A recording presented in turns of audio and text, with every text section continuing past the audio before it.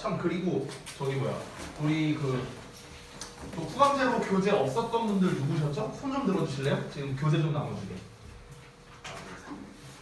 하나, 둘, 셋, 5명? 오케이. 자 여기 뒤로 좀 주세요. 교재. 뒤로 좀 주세요. 그 숙제는 나눠준 교재에다가 여러분이 좀 해주시면 좋겠습니다. 자 데일리 테스트 검사 좀 하자. 보자. 아이고.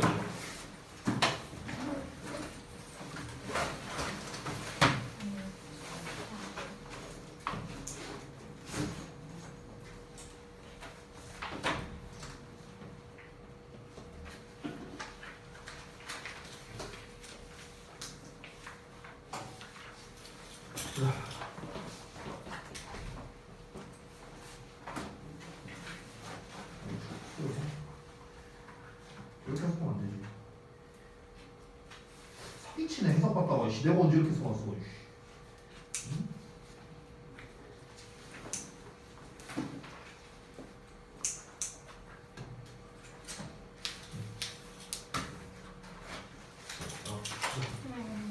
네.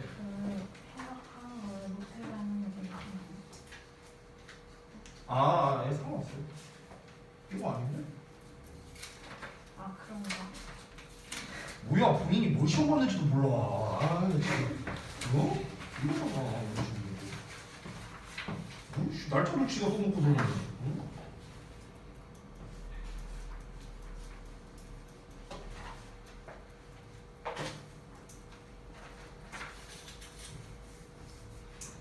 자 그다음에 보자. 받아야지 이런 센스 없는. 어? 자 봐봐.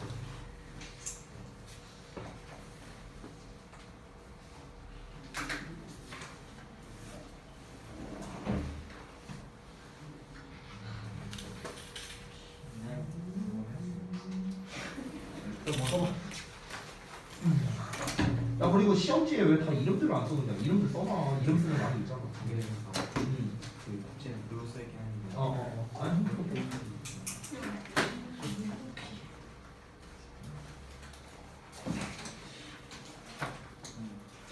주의점 정도 그러니까 저기 뭐야 스일치에 대한 거는 나왔고 주의점이 근데 안 써있는데 주의점?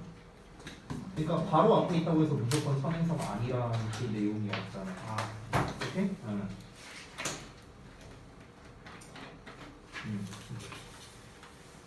지금 공사 지금 싫어 이따 할 거야. 자자자자.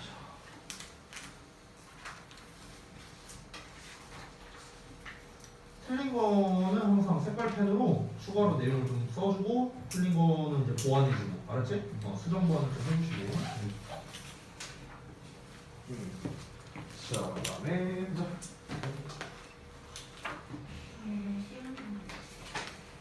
이거 붙여있는 게 아니었네? 갑자기 뚝 떨어져갖고 깜짝 놀랐네. 뭐야?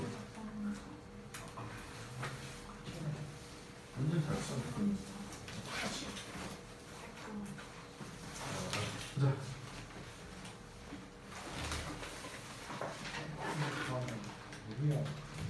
뭐 이게 파란색으로 쓰고 뭐 빨간색으로 쓰고 아 그래? 왜 저기 펜을 안 써주세요? 검은색인데. 자 오케이 알았어. 자 잘 봤습니다. 일단은 데일리 테스트 피드백을 좀 하고 그 다음에 진행을 할게요.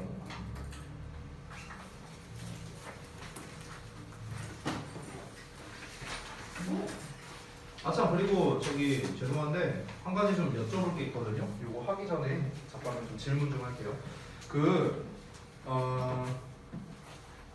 그냥 이제 혹시나 해서 하는 얘기인데요. 내신 대비 자료 혹시 필요한 분 계세요? 왜 이렇게 많아? 전원 다예요?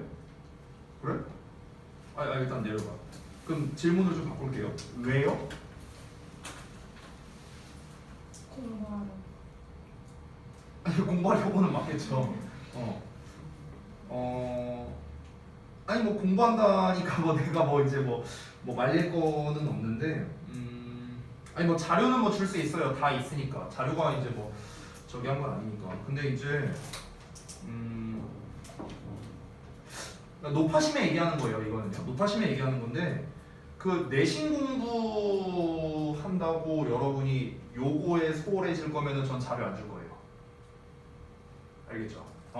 그러니까 여러분께서 어떻게 생각하실지 모르겠는데 무조건 1순위는 지금 하고 있는 수업입니다. 알겠죠? 그거를 절대 잊지 마세요. 제가 첫 시간에도 지난주에도 얘기했었잖아. 중등부는 점수보다 실력이에요. 알겠죠? 고등부는 실력보다 점수입니다. 네, 고등부는 실력보다 점수예요. 솔직히 실력 다 필요 없어요. 점수 잘 나오면 장땡이에요. 솔직히 말하면. 근데 중등부는 아니에요. 중등부 점수 필요 없어요. 빵점 받아도 돼요. 내가 과감하게 얘기할게. 엄마한테 혼나는 거가 만약에 걱정돼서 그렇다 라면은 제가 카바 쳐줄게요. 카바 쳐줄 수 있어요. 근데 단순히 이제 뭔가 나의 어떤 기분을 위해서 기분을 이제 점수를 잘 받으면 기분은 좋으니까. 근데 뭔가 그런 느낌을 위해서 여러분이 뭔가 그 시간 투자를 그쪽에 많이 한다면요, 저는 솔직히 좀 낭비라는 생각이 좀 들어요. 과목마다 차이는 있습니다. 내 개인적인 생각이니까 얘기를 좀 하자면요, 저는 수학은 의미 있다 생각해요. 수학은 왜냐면 단원 근데 내가 옛날 단원이랑 헷갈려갖고 지금 2학기면 삼각비 배우냐 혹시? 맞죠? 그거는 사실 잘 배우는 게 의미가 있어요. 왜냐면 계속 나오니까 수학 공부를 하는 한 평생 나오니까 그건 의미가 있는데 영어 같은 경우는 중등부에서 이제 하는 게 결국에는 대부분 중요한 건 문법이거든요, 사실. 중3 때 중요한 거는. 근데 그러니까 물론 그 문법 공부하는 것도 의미가 없지는 않겠죠. 근데 이제 우리에게는 항상 이제 시간이 무한하지 않잖아요. 그러니까 어느 한쪽에 시간을 투자한다면은 어느 한쪽에는 소홀해질 수밖에 없어요. 당연히 그럴 수밖에 없습니다. 그래서 여러분께 일단은 제가 아까 대부분 손 드셨으니까 그냥 너나 할 거 없이 그냥 자료는 다 줄게요. 근데 내가 시험 범위를 모르거든요. 그러니까 그냥 내가 4과에서 8과까지 그냥 다 줄게요. 그러니까 거기에서 필요 없는 건 니네가 알아서 버리든가 하세요. 알겠죠? 일단 4에서 8과까지 딱 2개만 줄게요. 2개만. 첫 번째는 교과서 분석서. 두 번째 그래머 빌드업 객관식만 있는 거죠. 딱 이 2개만 줄게요. 나머지는 다 빼겠습니다. 왜냐면은 그 나머지를 다 하려면요 시간이 안 돼요. 겁나 많습니다. 양이. 그리고 그거 하는 것보다 내가 다시 한번 말하지만 이게 5천만 배 더 중요합니다. 다시 한번 말할게요. 내가 계속해서 똑같은 말을 여러 번 하고 강조하는 거는 중요하기 때문에 그런 겁니다. 지금 여러분이 영어를 100점 받아도 의미 없어요. 영어를 빵점 받아도 의미 없습니다. 그 가내신 점수를 기준으로 한다면은 200점 만점이잖아요. 가내신이. 물론 이제 이번에는 좀 특수 상황이긴 합니다. 왜냐면 중간고사를 이제 안 본 학교들이 이제 좀 많이 있으니까요. 원래 2학기 기말이 있잖아. 3학년 2학기 기말은요 반영 비율이 굉장히 낮거든요. 실제로 여기 가내신에서 이거 올빵점 받으면은 마이너스 8점이에요. 가내신 기준으로. 올빵점이냐? 올빵점. 여기서 올빵점 받을 사람이 몇 명 있겠어? 전교꼴찌도 올빵점은 아니에요. 그렇잖아. 그러니까 거꾸로 말하면 뭐야? 올백을 받아도 8점이라는 거예요. 가내신에 들어가는 거. 됐어? 그러니까 그리고 뭐 가내신 요즘이 무슨 저기 비평준 그 세대도 아니고 니네가 여기 다 평준화 지역이잖아요. 그렇잖아. 그러니까 의미 없어요. 여기에서 과거나 외국할 사람이 있어요? 없잖아. 그러니까 솔직히 말하면 필요 없습니다. 점수는. 다시 한번 말하지만 우리가 고등학교 때 점수가 중요한 이유는 뭐예요? 대학교에 이제 직결되니까 그런 거지. 얘가 직각이에요? 왜 가방을 메고 있어? 또 희한하네. 그러니까 제가 늘 말하지만 다시 한번 강조할게. 무조건 점수보다 실력입니다. 니네 점수 잘 나왔다. 나 100점이다. 나 영어 좀 쩌는 듯? 아니에요. 아니야. 한참 멀었어. 니네 전원다. 한참 멀었어. 그걸 뭘 보고 알았냐? 니네 이번 모의고사 점수 보고 알았어요. 아직 한참 멀었어. 전원다. 그렇기 때문에 무조건 실력이 우선입니다. 니네 내신 점수 잘 받는 거보다요 우리 매주 하는 모의고사 점수 잘 받는 게 1억 배 더 중요해요. 훨씬 중요합니다. 아시겠죠? 그걸 절대 잊지 마세요. 알겠지? 자, 그러면은 그 내신 자료는 제가 오늘이 화요일이죠. 토요일 날 줄게요. 여러분 학원 오시면. 알겠죠? 결석하면 안 줍니다. 선생님 저 그날 결석해갖고 못 받았는데요? 어쩌라고? 난 다 나갔어. 이럴 거예요. 받고 싶으면 결석하지 마세요. 이번 주 토요일에 한정 판매로만 줄 겁니다. 알겠지? 자, 갑시다. 데일리 테스트. 지난번에 했었던 이제 개념들을 이제 다 썼습니다. 빠르게 읽을게요. 자, 준동사랑 무엇이냐? 동사랑 비슷하지만 동사가 아닌 거. 이게 준동사였죠. 동사랑 뭐가 비슷해? 생긴 게 비슷해. 첫 번째. 두 번째는 특징이 비슷하다. 그 특징도 이제 네 가지를 썼었는데 가장 중요한 건 뭐야? 동사 앞에는 주어가 나오고 뒤에는 목적어나 보어가 나온다. 이거였죠. 두 번째, 분사의 종류, 형태, 해석을 각각 써라. 현재분사, 과거분사 두 종류 있죠? 현재분사, ing. 과거분사는 일반적으로 ed형으로 쓰지만 불규칙으로 변하는 경우도 있죠. 자, 현재분사는 뭐뭐 하는, 뭐뭐 하고 있는, 뭐뭐 하는 중인, 뭐 이렇게 능동 또는 진행의 의미가 되고, 과거분사는 뭐뭐가 되는, 뭐뭐 된 이런 식으로 수동과 완료의 의미를 가진다. 자, 그 다음에 다음 주어진 패턴의 해석을 써라. 자, 내가 이렇게 써 있어서 여러분이 잘 이해를 못 하셨나 본데 주어에 ing 나오고 이 덩어리가 얘를 수식하고 동사 나오는 이 패턴이야. 우리 지난번에 배웠던 거죠. 그러면 뭐뭐 하는 주어는 동사하다. 이렇게 해석이 되겠죠. 과거분사 pp가 나온다면 뭐뭐 되는 주어는 동사하다. 이렇게 해석이 되겠죠. 자, 그 다음에 네 번째. 자, 주어, ed, 동사 패턴에서 이 ed형이 과거형 동사인지 과거분사인지 어떻게 구분하느냐. 우리 지난번에 배웠습니다. 자, 어떻게 구분한다 했습니까? 첫 번째. 과거분사 같은 경우는 일단은 수동의 의미를 가진다. 근데 이 수동의 의미를 가질 때는 뒤에 목적어가 나오지 않는다. 이런 얘기를 했었습니다. 자, 그런데 그냥 과거형 동사라면은 보통은 뒤에 목적어가 나오겠죠. 그래서 첫 번째, 뒤에 목적어가 있냐 없냐를 가지고 구분할 수 있다. 이게 첫 번째였어. 그 다음에 두 번째, 해석으로 구분할 수 있겠지. ed형 같은 경우는 과거형 동사라면 뭐뭐 했다라고 해석될 테고 과거 분사라면 뭐뭐 된으로 해석되겠죠. 됐어? 이 두 가지로 구분하는 겁니다. 자, 그 다음에 다섯 번째, 어넘버러브와 더넘버러브에 대해서 각각 해석하는 방식, 수일치를 기반으로 작성해라. 자, 지난번에 쌤이 알려줬는데 a number of 뒤에는 복수 명사가 나온다. 마찬가지로 the number of 뒤에도 복수 명사가 나온다. 내가 빨리 쓰느라 그냥 대충 갈겨 쓸게요. 자, 어넘버러브는 내가 뭐 생각하라 했어? 얼라도브 생각하라 했어. 얼라도브. 어랑 오브가 있으니까 많은이란 뜻이다. 그래서 얘가 뒤에 있는 복수명사를 수식해서 얘가 주어가 되니까 복수에 맞는 동사가 나오고 더넘버러브는 요 녀석이 더넘버를 꾸며주기 때문에 더넘버 단수형이 되겠죠? 그래서 단수에 맞는 동사가 나온다. 이렇게 설명을 했습니다. 해석은 많은 뭐뭐들은 뭐뭐한다. 뭐뭐의 수는 뭐뭐한다. 이렇게 해석이 되죠. 자, 여섯 번째, 관계사절 내의 수일치에 대해서 개념과 주의점을 모두 서술해라 라고 되어 있습니다.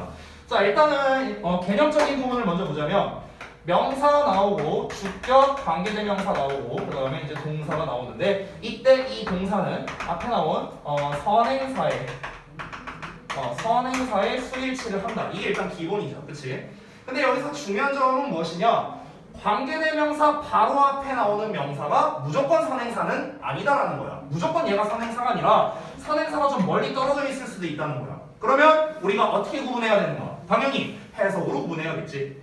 얘가 얘를 꾸며주는 건지 아니면 얘를 꾸며주는 건지 해석을 해봐야겠지. 뭐뭐 하는 명사인지 아니면 뭐뭐 하는 명사인지. 됐어요? 이걸 구분해야 된다.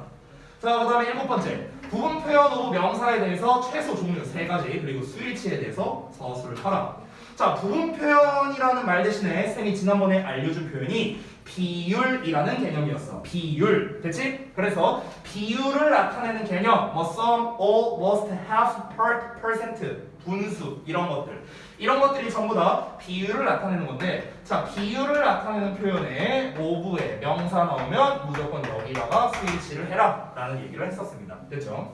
자, 넘어갈게요. 다음 페이지 1번 보겠습니다. 자, 일단 문제를 볼게요.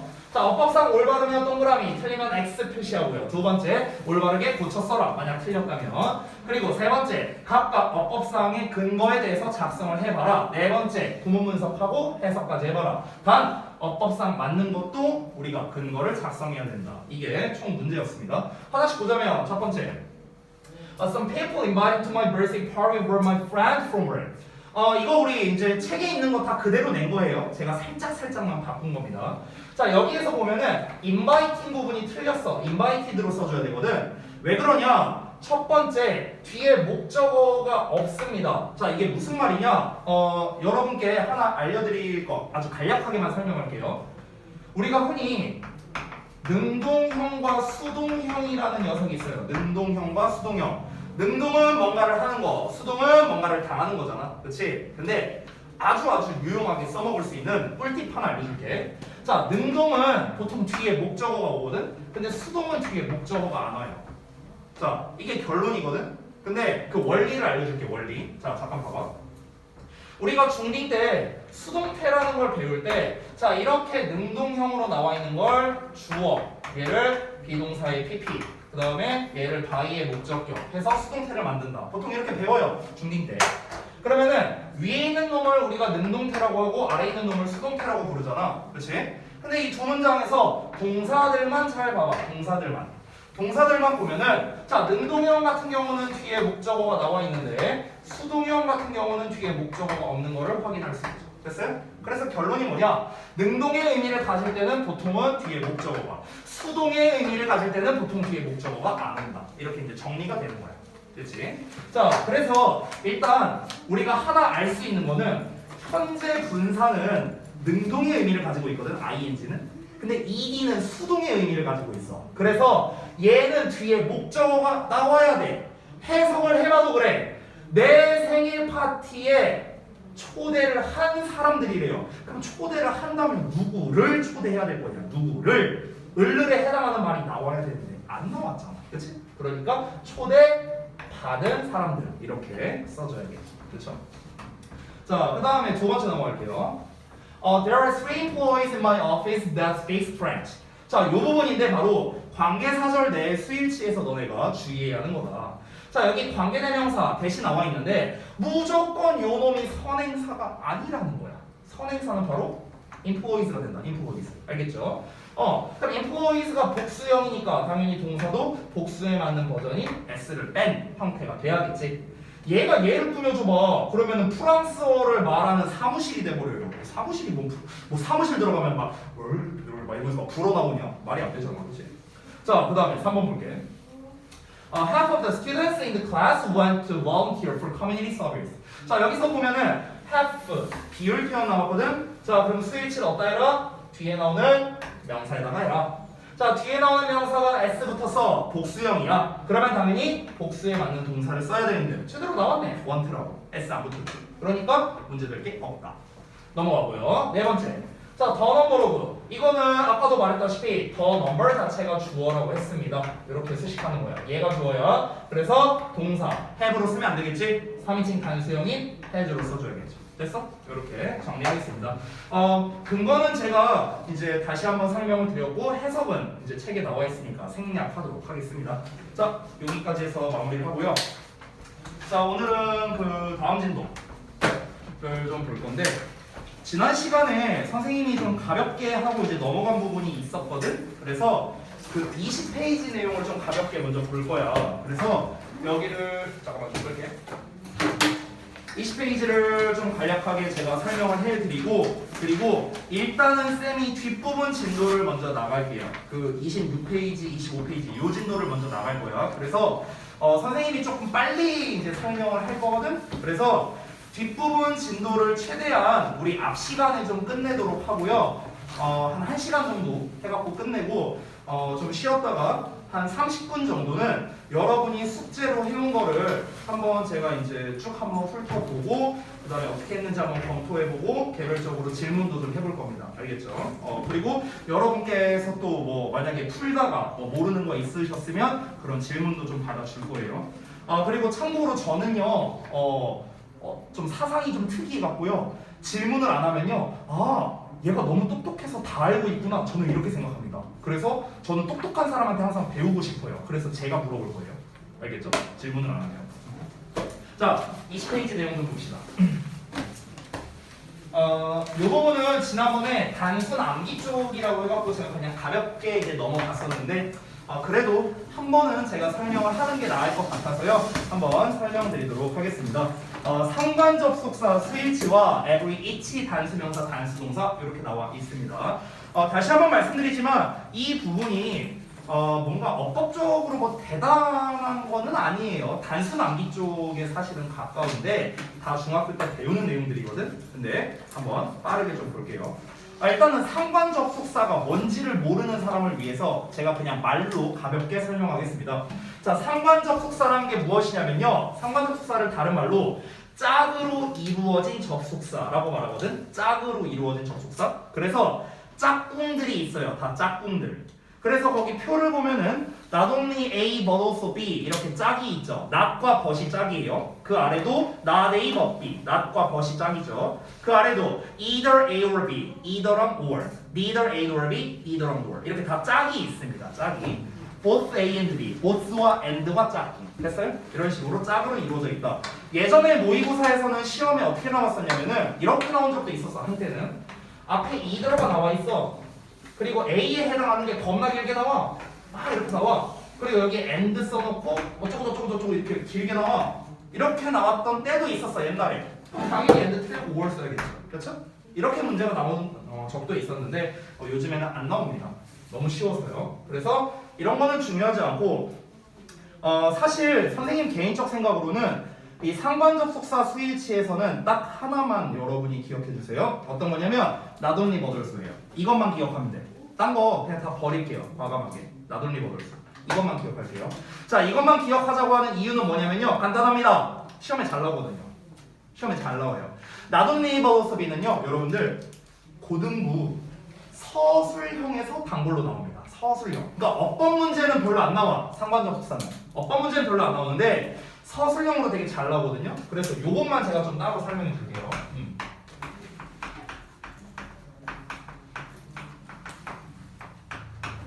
자, 뭐 여기서 뭐 as well as로 바꿔 쓸 수 있다 뭐 이런 건 책에 나와 있으니까 제가 별도로 쓰진 않겠습니다. 해석은 A뿐만 아니라 B도 이거죠. 근데 여기에서 일단 also는 생략이 가능하고요. 그 다음에 여기에서 only라는 거는 우리가 다른 말로 쓸 수 있는데 just라든가 아니면 뭐 simply 라든가 여러분한테 좀 다소 생소한 merely 이런 표현이 있어요. 이런 걸로 이제 바꿔 쓸 수 있습니다. 다 똑같은 말이에요. 그래서 not only but also B 라는 표현 대신에 not just A but B 뭐 이렇게 써도 돼요. not simply A but B 이렇게 써도 됩니다. 다 똑같은 말이에요. 근데 이제 제가 말한 거는 이건 뭐 기본이고 이건 뭐 크게 중요한 건 아닙니다. 사실 not only but also B에서 제일 중요한 건 뭐냐면 얘들아 바로 도치예요. 도치구만. 이 책에도 아마 뒷부분에 도치에 대한 게 나오나? 챕터 3 보니까 있긴 있네요. 챕터 3에 도치에 관련된 게 있는데 지금 이 not only에 대한 게 있는지는 모르겠어요. 그래서 그냥 제가 설명드리겠습니다. 이 도치라는 거를 그래도 기본은 알아야 되니까 잠깐만 설명할게요. 도치라는 게 뭐냐면 위치를 바꿨다 이런 뜻이거든. 그래서 원래 우리가 영어식 어순을 쓸 때는 주어 동사 순으로 나와야 되는데 동사 주어라고 이렇게 자리가 바뀌어서 나오는 걸 도치라고 부릅니다. 그러면 도치가 되는 가장 대표적인 케이스가 뭐냐? 의문문 쓸 때겠지 뭐. 의문문 쓸 때 주어 동사 자리가 바뀌잖아. 그치? 근데 그건 여러분이 너무나 잘 알고 있으니까 넘어가고요. 도치가 되는 경우 중에 또 대표가 뭐냐? 부정어가 문장 맨 앞에 나왔을 때 이때 이제 도치가 많이 일어납니다. 부정어가 맨 앞에 나왔을 때. 근데 우리 지금 not only but also를 보면은 not이라는 부정어가 있네요. 그렇죠? 그러니까 이 not only but also가 이렇게 나왔을 때 도치가 일어날 수 있다라는 겁니다. 됐죠? 자, 그러면 이제 도치가 어떻게 발생하는지 그것도 설명드려야 될 텐데 잘 보세요. 이 A와 B 자리에는 각각 단어가 나올 수도 있고요. 아니면 구나 절도 나올 수 있거든요. A나 B 자리에. 그러니까 둘이 똑같기만 하면 됩니다. 여기가 구가 나왔으면 얘도 구의 형태, 얘가 절의 형태가 나왔으면 얘도 절의 형태가 나오면 되는 거예요. 됐어? 근데 이제 이렇게 됩니다. 그냥 이제 결론부터 그냥 제가 써드릴게요. 자, 예를 들어서 not only 이렇게 나왔어. 근데 A 자리에 내가 주어 동사를 쓸 거야. 주어 동사. 그럼 이때 주어 동사가 나오는 게 아니라 동사 주어라는 순서로 나오는 거예요. 이렇게 도치가 일어납니다. 자, 그러고 난 다음에 but also를 쓸 거 아니야 뒤에. 그럼 but also 부분은 그냥 원래 어순으로 나오게 되는 거야. 됐어요? 이게 다야. 여기서 주의할 점은 이 도치를 시킬 때 의문문 쓰듯이가 포인트거든요. 의문문 쓰듯이. 이게 포인트입니다. 의문문 쓰듯이. 챕터 3에 요 내용이 나왔는지 모르겠는데 챕터 3 보니까 있기는 있네요. 그래서 제가 그 챕터 3에 있는 어떤 하나의 예시를 좀 가져와서 좀 한번 보도록 하겠습니다. 자, 지금 잠깐만요. 이걸 한글로 한번 써볼게요. 한글로 해석을 좀 써보면 제가 보자. 예시입니다.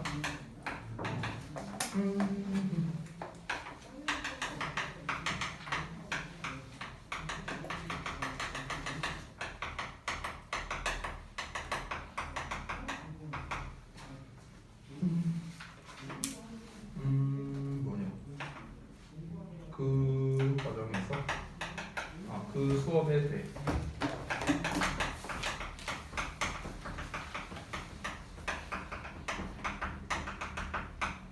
지금 이렇게 나와 있거든요. 책에 한글로는 안 나와 있고 그냥 제가 이제 한글로 해석한 거예요. 그러면은 여기를 이제 우리가 영작할 때 보시면 나는 즐겼다 나왔고요. 그리고 여기서도 나는이거든요. 참고로.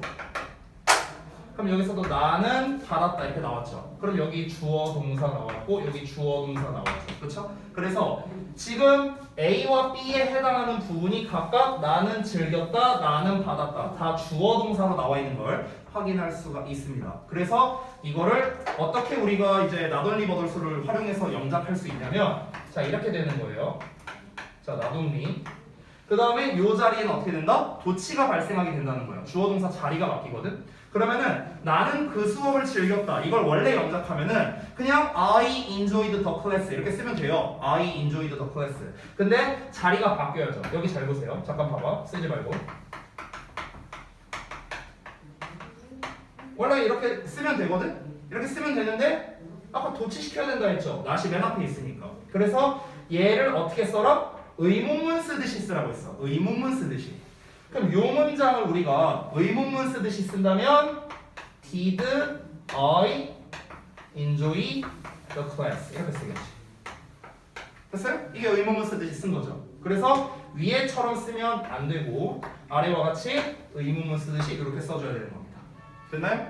뒷부분은 그냥 쓰면 돼요. but also 하고 그 다음에 원래 어순으로 가면 됩니다. 나는 받았다라는 건데, sorry. But I also received an A for the course. 뭐 이렇게 쓰면 돼요. 영작을 하자면 이렇게 쓰면 되거든. 그러면 이제 뒷부분은 어쨌든간 여기 주어 나왔고 received 동사 나왔으니까 원래 어순으로 나왔죠. 그렇죠? 얘는 원래 어순으로 썼는데 이제 지금 요 부분 같은 경우는 지금 조동사의 주어의 동사, 즉 의문문처럼 쓴 어순이 나왔다라는 거. 사실 나돈리 버전스에서 중요한 건 이거밖에 없어요. 이거밖에 없어. 챕터 3에서 제가 좀 더 자세하게 다시 한번 설명드릴 건데요. 결론은 뭐냐? 상관 접속사의 수일치에 대해서 지금 나와 있는 거잖아, 책에는. 근데 수일치는요, 그냥 책에 있는 거 보고 여러분께서 보스는 복수 취급하는구나. 나머지는 B에다가 수일치한다라고 생각하면 돼요. B에다가. 그 표를 봐봐, 얘들아. 책의 표를 보면은 not only but also B, not A but B, either A or B. neither A nor B 전부 다 B 나와 있지. 전부 다 B에 스위치하면 돼. 됐어? 그래서 너네가 그 표에다가 따로 이렇게 표시해놔라. 그 B 나와 있는 데다가 동그라미 이렇게 쳐놓고 이 B에다가 스위치 이렇게 써놓으면 돼.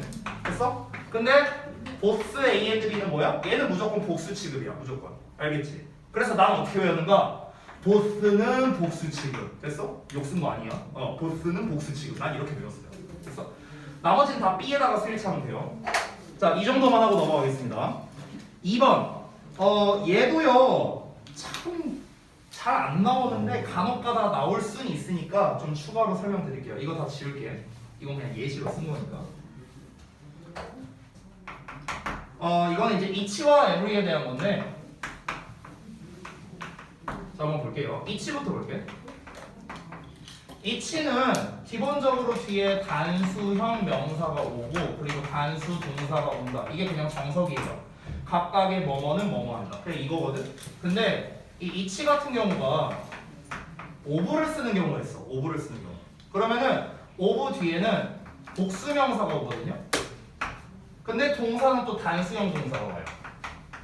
이게 헷갈릴 수 있는데 자 과정을 좀 보여주자면 위에 거는 each가 얘를 꾸며주는 거야. 그래서 얘가 주어, 얘가 동사가 되는 거거든.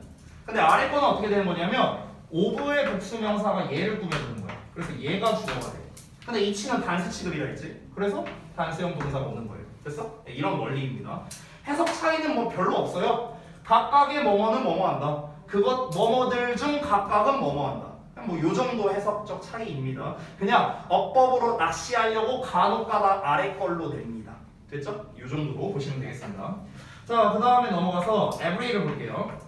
자, every도 똑같아 얘들아. every도 뒤에 단수명사 나오고 단수동사 나와요. 별거 없어요.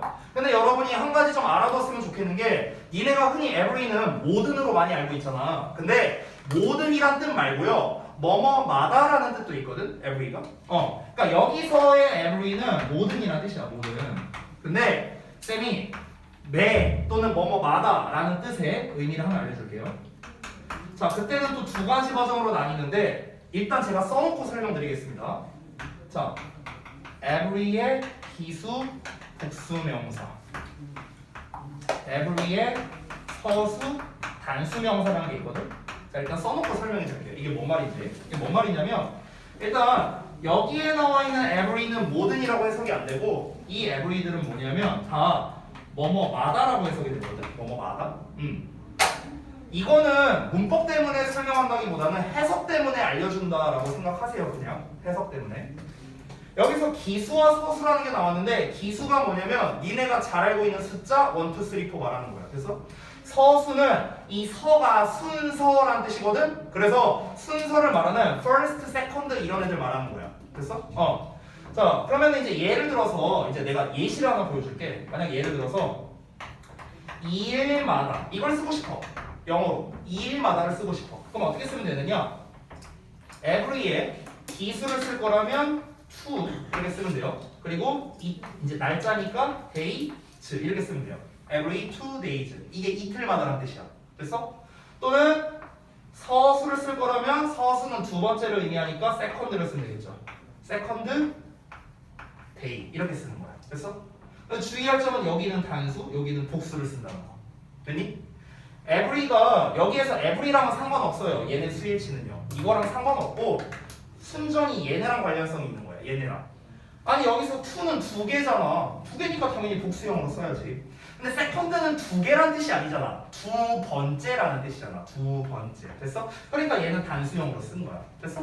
별거 없어요. 이게 답니다. 근데 다시 한번 말하지만 뭐 엄청 중요하진 않습니다. 오히려 해석이 더 중요하다고 생각해요. 해석이. 그 아래 보면은 every second day, every other day 뭐 이런 표현 나와 있거든. 얘네 책에 보면은 이게 이틀에 한 번 또는 이틀마다라는 뜻으로 이제 나와 있어요. 그래서 그냥 이거를 이런 표현이구나라고 알아두는 게 제가 봤을 때 더 중요하다고 생각합니다. 그러니까 이 정도 가볍게 보고 넘어갈게요. 자, 쫙 넘어가서요. 25페이지 글. 자, 이거는 그냥 가볍게 본 거고 오늘 배울 내용의 진짜 중요한 건 바로 여기입니다. 25쪽. 바로 태입니다. 태. 자, 한번 볼게요. Chapter 2. 태. 이 태에 대해서 설명하기 전에 여러분께 좀 말씀드리고 싶은 게 있어요. 그래서 책에 안 나와 있는 내용이니까 요거는 좀 잘 받아 적어주시기 바랍니다. 지금부터 설명하는 거는 태랑은 크게 관련은 없는 내용들이거든요. 제가 뭘 말해줄 거냐면요. 제가 제목을 이렇게 쓸게요. 고등 기출 어법이라고 쓰겠습니다. 고등 기출 어법. 자, 이게 무슨 말이냐?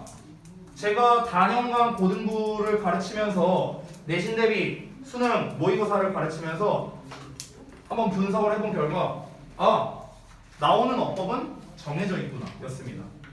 학교 시험이든 모의고사 수능이든 간에 어법에서 나오는 건요 여러분 놀랍게도 정해져 있어요.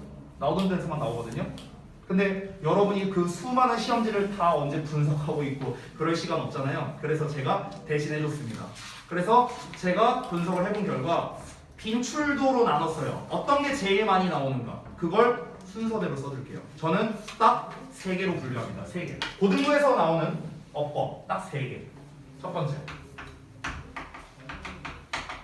동사 관련 어법. 두 번째, 절 관련 어법. 세 번째, 기타. 딱 이걸로 끝납니다. 근데 기타라고 쓰면은 좀 성의가 없죠? 그래서 기타의 종류도 써줄게요. 대명사. 그 다음에 대동사. 그 다음에 저기 뭐냐? 형용사 대 부사. 또 뭐가 있냐? 아니야, 그건 별로 안 나오고. 특수구문. 특수구문의 대표는 방금 전에 아까 내가 말했던 도치를 말하는 거예요. 도치나 강조 뭐 이런 겁니다. 또 있나? 뭐 요 정도? 응. 뭐 요 정도인 것 같은데? 그러니까 이거 말고도 당연히 시험에 나올 수 있죠. 나올 수 있는데 빈출도를 기준으로 쓴 겁니다. 얘가 제일 많이 나오고 그 다음에 2순위고 3순위예요. 됐어요? 우리가 보통 시험에서 어법 문제가 어떻게 나오냐? 밑줄 5개 쳐놓고 어법상 어색한 것은? 이거잖아. 니네 그 모의고사에서도 이렇게 나왔잖아. 그치? 그럼 여기에서 잘 살펴보면은 이 밑줄 5개 중에 2개 내지 3개는 동사 관련 어법이에요. 밑줄 중에서. 그럼 나머지가 뭐냐? 절 관련 어법이랑 기타입니다. 됐어? 그러니까 비율로 따지면 5대 3대 2 이 정도라고 보시면 돼요. 5대 3대 2. 그러니까 압도적 1위예요. 동사 관련 어법이. 그렇죠? 그래서 이거는 제가 고등기출 어법이라고 썼지만 사실은요. 공무원 영어 시험, 토익 시험, 그러니까 모든 영어 시험이라고 할게요. 모든 영어 시험에서 어법 문제 우선순위는 무조건 동사 관련 어법입니다. 그거를요 제가 증명을 해줄게요. 어떻게 증명할 거냐? 안 써도 돼요. 그냥 잘 보세요. 지금 말하는 거. 여러분 보통 그 중등부 문법책을 보면은 이렇게 챕터가 이렇게 쫙 순서대로 나와 있는데 챕터가 보통 어떻게 나오냐면요. 1단원 문장의 구조, 2단원 시제, 3단원 조동사, 4단원 수동태, 5단원 투부정사, 6단원 동명사, 7단원 문사, 8단원 비교구문, 9단원 접속사, 10 관계대명사, 관계부사, 11단원 가정법, 12단원 특수구문 이렇게 나와 있어요. 보통 이렇게 돼 있어요. 대부분 문법책이 보면. 물론 세부적으로는 조금 다릅니다. 근데 여기 잘 보세요. 여기 잘 보면은 문장의 구조, 시제, 조동사, 수동태, 투부정사, 동명사, 분사 얘네가요 다 동사 관련 어법이에요. 비교구문 얘 기타입니다. 접속사, 관계사, 가정법, 절 관련 어법이에요. 특수구문 기타입니다. 얘네가 비중을 봐봐. 12단원에서 7단원이 동사 관련 어법이에요. 12단원에서 3개가 절이고요 2개가 기타입니다. 이거 단어만 봐도 답이 나오잖아요. 우리가 배운 여태까지 중등부에서 배웠던 대부분의 어법이 뭡니까? 다 동사 관련 어법이야. 그럼 당연히 동사 관련 어법이 시험에 제일 많이 나오겠지. 당연한 거 아니에요? 그렇죠? 자, 근데 아니 선생님 우리 지금 태 배우려고 하는데 태 배우다 말고 왜 갑자기 고등기출 어법을 얘기하느냐? 왜 그러냐면 이 태가 동사 관련 어법이기 때문에 그렇습니다. 됐어? 그리고 동사 관련 어법에서도 핵심인 게 태예요. 자, 그래서 이거를 제가 좀 알려드릴게요. 잠깐 볼게요. 이 동사 관련 어법을 어떻게 알아채는지, 그래서 우리가 어떻게 문제 풀고 적용을 해야 되는지 그걸 알려줄게. 잠깐 봐봐. 여기다가 쌤이 따로 쓸게. 강조장 표시하고 동사 관련 어법 풀이법이라고 쓸게요. 풀이법. 이 풀이법은요 수능까지도 먹힙니다. 수능까지도. 알겠죠? 근데 풀이법 뭐 별거 없어요. 별거 없어. 아주 특별한 거 아니야. 근데 이 과정대로 여러분이 풀면은 좋겠습니다. 제가 말해주는 과정대로. 왜? 저도 이렇게 풀어요. 저도 이렇게 풉니다. 자, 일단 처음에 동사 관련 어법이 뭔지부터 알아야 될 거 아니야. 선생님, 동사 관련 어법이라는 게 뭔데요? 아주 심플해. 그냥 동사처럼 생긴 것 전부 다예요. 전부 다. 이게 다 그냥 동사 관련 어법이야. 심플하지? 얘가 동사처럼 생겼어. 그럼 동사 관련 어법이야. 예를 들어 make라는 동사가 있으면 이걸 기준으로 make를 변형해서 써볼게 쌤이. 그럼 어떻게 쓸 수 있어? 예를 들어서 makes라고 쓸 수도 있고 made라고 쓸 수도 있고 have made라고 쓸 수도 있고 have made라고 쓸 수도 있고 will make라고 쓸 수도 있고 be made라고 쓸 수 있고 be making으로 쓸 수 있고 이거 엄청 많잖아 바꿀 수 있는 게 그렇지? 이거 전부 다 뭐야? 다 동사 관련 어법이야 to make라고 쓸 수 있어 심지어 됐어? 이게 뭐야? 다 동사 관련 어법이야 다 동사처럼 생겼잖아 됐지? 그래서 동사처럼 생긴 거는 싹 다 일단 동사 관련 어법이다 이렇게 생각하면 된다 알겠니? 예를 들어서 니네 23페이지 잠깐 펴볼래 책에? 23페이지 23페이지에 1번 문제 봐볼래 얘들아? 1번 문제 보면 그 보기들만 봐봐 보기들만 1번에 has 2번에 has 3번 makes 4번 encourage 5번 act 뭐야? 다 동사 관련 어법 됐냐?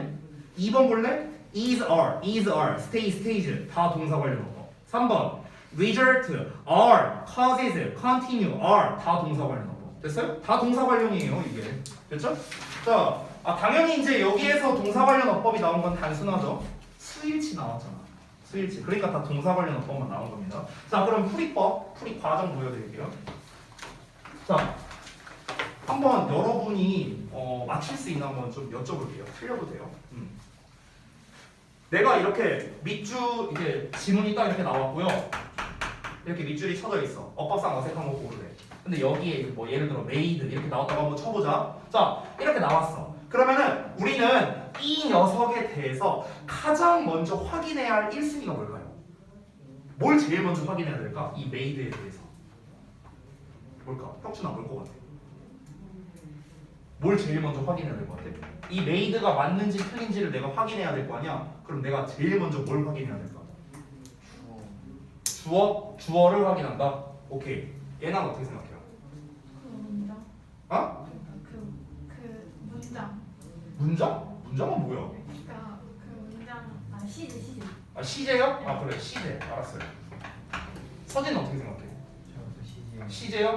알겠습니다 오 놀랍게도 여러분 중에 정답이 단 한 명도 없습니다 자 넘어갈게요 자 1번 보겠습니다 제 개인적인 생각은요 가장 먼저 확인해야 되는 건 동사 자리가 맞냐 아니냐를 먼저 확인해야 돼 이게 일단 1순위야 동사 자리가 맞냐 아니냐 됐어? 아니 이 made가 과거형 동사일지 과거분사일지 어떻게 알아? 그렇잖아 그러니까 뭘 먼저 확인해야 돼? 여기가 동사 자리가 맞냐 아니냐로 먼저 가야 돼 됐어? 그럼 여기서 또 나올 수 있겠지 선생님 얘가 동사 자리인지 아닌지 우리가 어떻게 알아요? 어떻게 알아? 구문 분석해가지고 뭐 구문 분석 그래서 우리가 구문 분석을 열심히 연습해야 되는 거야 됐어?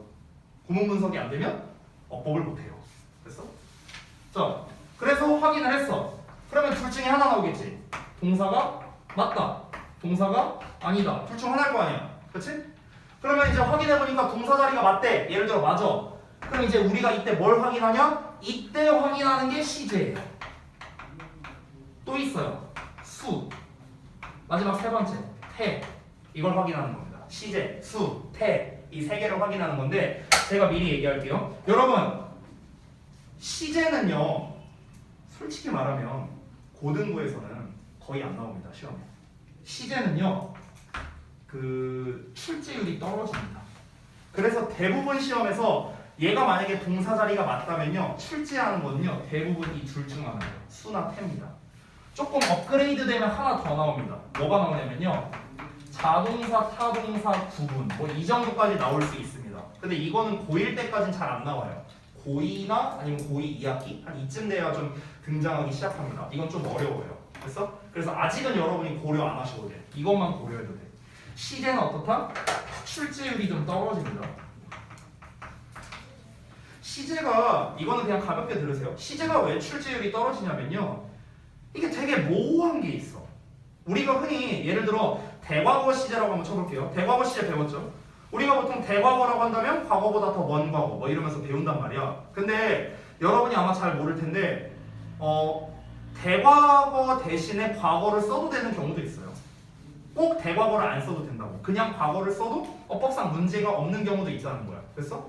그리고 여러분 미래 완료 이런 거 배운 적 없잖아요 그렇죠? 근데 미래 완료를 언제 쓰는지 되게 모호하단 말이에요 그래서 시험에서 출제 잘 안 해요 그런 걸 아니까 그래서 이 시제에 관련된 어법은 어디서 잘 나오는가? 공무원 영어 시험에서 잘 나와요. 공무원 영어 시험. 그래서 고등 과정에서는 시제는 잘 안 나옵니다. 왜냐면 시제는요 이미 중학교 때 다 뽕 뽑았습니다. 중학교 때 맨날 나오잖아. 현재 완료, 완료 계속 경험 결과 무슨 뭐 어쩌고 저쩌고 뭐 엄청 나오잖아. 그치? 이미 중학교 2, 3학년 때 다 뽕 뽑았거든요. 중3 때 대과거, 과거 완료 나오잖아요. 그쵸? 그래서 제가 봤을 때는요 정말 시제 그 자체로는 출제율이 낮습니다. 시제로 만약 문제를 낼 거면요 다른 문법과 섞어서 냅니다. 다른 문법과 섞어서. 다른 문법과 섞어서가 무슨 말이냐? 예를 들면 가정법이랑 시제를 섞는다던가 아니면 투부정사와 시제를 섞는다던가 뭐 이런 식으로 다른 문법과 섞어서 나오지 정말 순수하게 시제 그 자체로는 고등부에선 잘 안 나옵니다. 그래서 대부분은 뭐냐? 수일치와 태를 따지면 됩니다. 됐죠? 이러면 끝이에요. 자, 그럼 이제 두 번째로 그럼 내가 이제 부분 분석을 했더니 여기가 동사 자리가 아니야. 그러면은 무슨 자리라는 거야? 준동사 자리라는 거겠지. 됐어? 메이드에 밑줄이 쳐져 있어. 근데 구문 분석을 해보니까 이 뒤에 동사가 나왔네? 얘가 동사가 아니야. 그럼 이거 동사 자리 아니라는 거잖아. 그럼 무슨 자리야? 준동사 자리지. 됐어? 준동사가 뭔데? 동사랑 비슷하지만 동사 아닌 거잖아. 됐냐? 여기 동사 자리 아니잖아. 그치? 그러니까 준동사 자리가 되는 거야. 근데 우리가 지난번에 배웠다시피 준동사라는 거는 부정사, 동명사, 분사 이 세 종류가 있거든요. 그러면은 셋 중에 뭘 써야 되느냐? 이걸 또 이제 고민을 해야겠죠. 뭘 써야 되느냐면요. 이거는 좀 팁인데요. 그 밑줄 쳐져 있는 것을 기준으로 삼으면 됩니다. 자, 이게 뭔 말인지 잘 모를까봐 좀 설명해 줄게요. 그러니까 이게 무슨 말이냐면요. 예를 들어서 메이드가 나와 있고 메이드에 밑줄 쳐져 있어. 메이드에. 그러면은 구문 분석을 해보니까 동사 자리가 아니야. 여기 동사가 이미 나왔어. 동사 자리 아니야. 그럼 준동사 자리라는 거지. 됐어? 근데 밑줄 쳐져 있는 게 메이드라는 형태잖아. 그치? 근데 그럼 메이드는 뭐라는 거야? 과거 분사라는 거잖아. 그치? 동사 아니니까. 됐어? 그러면 얘를 기준으로 이제 생각하라는 거야. 얘를 기준으로 그러면 과거 분사가 맞을까? 현재 분사가 맞을까? 그러니까 이런 식으로 접근하면 된다는 거야. 이해돼? 뭔 말인지? 예를 들어서 to make 이렇게 나와 있어. to make. 근데 여기 밑줄이 딱 하고 쳐져 있어. 구문 분석해보니까 역시나 동사 자리가 아니야. 그럼 준동사 자리겠죠. 그럼 준동사인데 이미 밑줄 쳐져 있는 형태가 투부정사잖아. 그럼 이제 우리는 어떻게 생각해야 돼? 여기가 투부정사가 들어갈 자리가 맞나? 이걸로 이제 생각을 하면 된다는 거야. 밑줄 쳐져 있는 형태가 기준이라는 거예요. 알겠죠? 그럼 이걸 기준으로 해갖고 우리가 신경 써야 되는 게 아까 위에서 쓴 거랑 비슷한 건데요. 태를 신경 써야 됩니다. 태. 이 태까지 신경 쓰는 건 약간 난이도가 높아요. 그리고 더 난이도가 높은 거는 시제까지 신경을 쓰는데 보통 요 녀석들은요 고1 후반부에 많이 나옵니다. 또는 고2 초반부에 많이 나와요. 보통은요. 됐어요? 그래서 사실 지금 현재 여러분 입장에서는 동사 관련 어법을 풀 때 기억하셨으면 좋겠는 게 일단 1번 내용 그리고 2번에 동사 자리가 맞는 경우 요 정도만 여러분이 과정을 기억해줘도 대성공입니다. 대성공. 됐어? 작년 수능 문제에서 뭐가 나왔는가? 수일치 나왔거든요. 동사의 수일치. 됐어요? 그리고 보통 수일치 같은 경우는 이제 애들이 도 같아갖고 구문 분석 겁나 잘하거든요. 그러니까 그냥 구문 분석 안 하고 그냥 눈으로 봐도 애들이 문제를 풀 수 있는 정도가 됐어. 그래서 태 문제를 좀 더 사고합니다. 그리고 또 하나 수능 모의고사에서는 수일치 문제를 좋아하거든. 근데 내신 문제에서는 태를 좀 더 좋아해요. 오케이? 그러니까 우리가 지금 배우려고 하는 요 녀석과 관련성이 있을 수밖에 없겠지.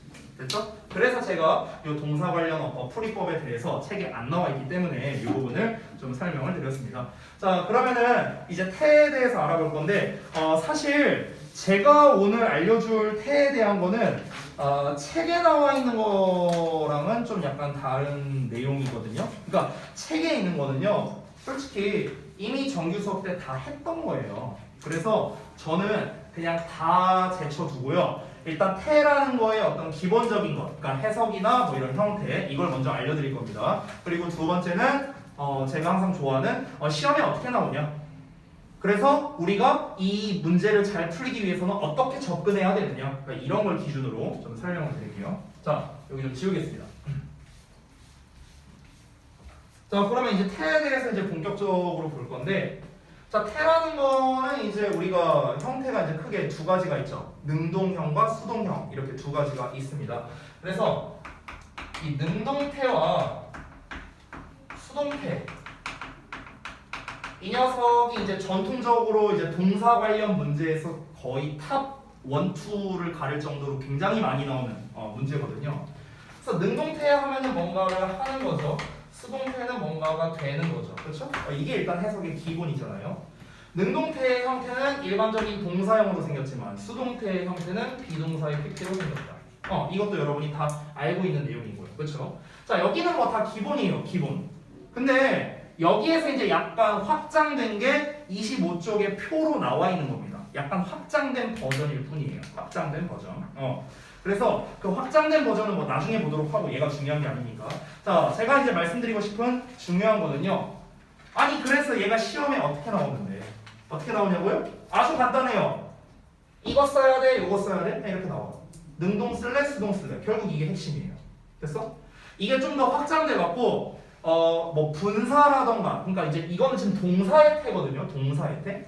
동사 말고 아까 말했다시피 준동사도 태를 가질 수 있거든요. 지난 시간에 설명했었어요. 그래서 뭐 준동사의 태는 이거 안 써도 돼. 그냥 봐봐.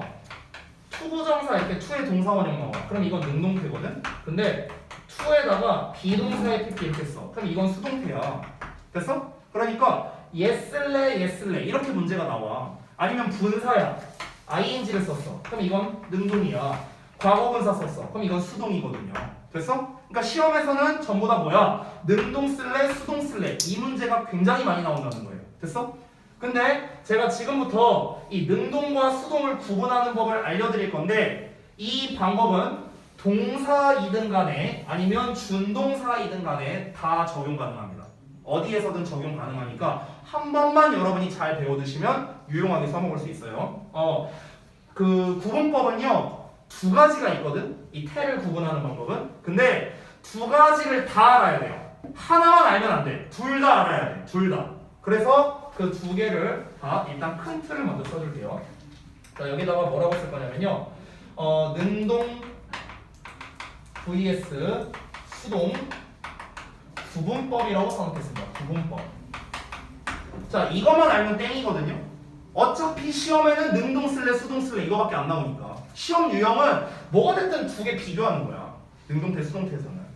그 예를 들어 27쪽 봐봐. 27쪽의 문제들 보면은 거기 선택형 문제들 나와 있잖아 얘들아. 그렇지? 이게 뭐야? 다 능동 수동 구분하는 문제거든. 전부 다. 됐어? 그러니까 유형은 필요 없어. 어차피 이거 구분하는 거니까. 우리 뭐만 알면 돼? 구분하는 방법만 알면 돼. 구분하는 방법. 자, 구분하는 방법이 첫 번째는 뭐냐면요. 해석을 이용한 방법이 있어. 해석을 이용한 방법. 여기 좀 지울게. 그리고 두 번째가 뭐냐면, 두 번째는 여기다 쓸 건데, 두 번째는 어법적 사항을 이용하는 방법이 있어요. 미리 말하자면. 이거를 제가 상세하게 말씀을 드릴 건데, 다시 한번 말한다. 우리가 능동과 수동을 구분할 때는요, 두 가지를 다 활용하셔야 됩니다. 여러분은요. 어느 한쪽만 활용하면은요, 문제가 생겨요. 이거의 장단점이 있고 요거의 장단점이 있거든요. 그래서 두 가지의 장점만을 뽑아서 여러분이 활용을 해야 되는데 그 부분을 좀 자세히 말씀드릴게요. 일단 시간이 좀 많이 지났으니까 잠깐 쉬었다가 요거 설명드리겠습니다. 자, 좀 쉬세요.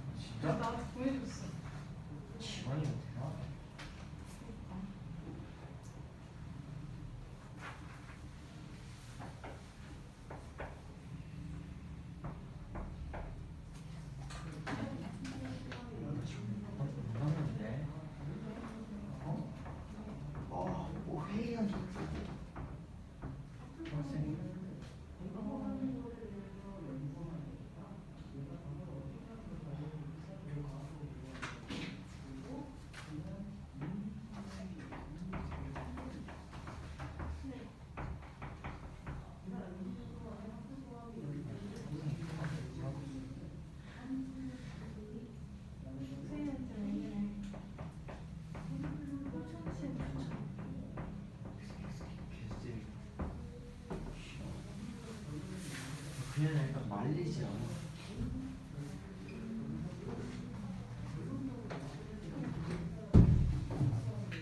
그래서 나 얘랑이랑 뛰어오는데 너무 말리지 않아. 그걸 뚫긴 해.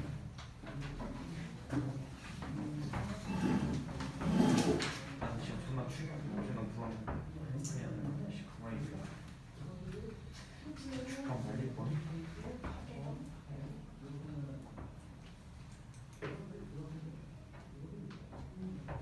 루라고 아니? 어? 루라고? 뭐야?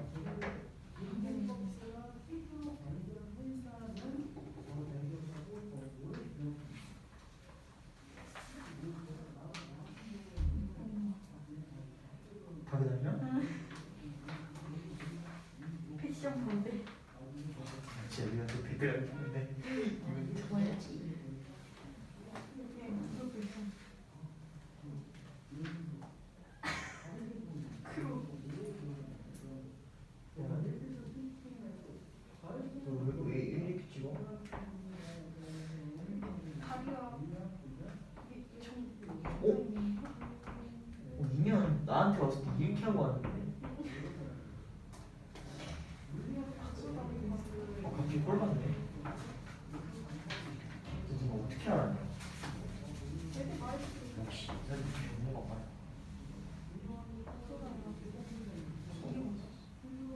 왜? 민진이 연락처 있나? 민진이 누구?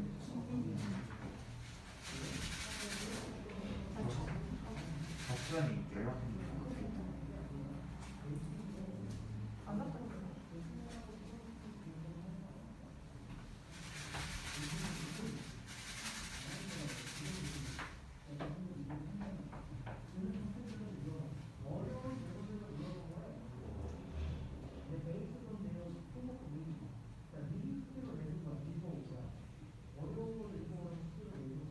구형하기 싫어요? 어? 구형하기 싫어요? 하나? 싸가지 없는 왜 바꾸는 거야? 남자 뷰티 이용해서 맨날 우리 너무 싸가지 이게 진짜 초딩이 안 걸렸는데. 하나? 아 몰라 어떻게 얘가 이상해.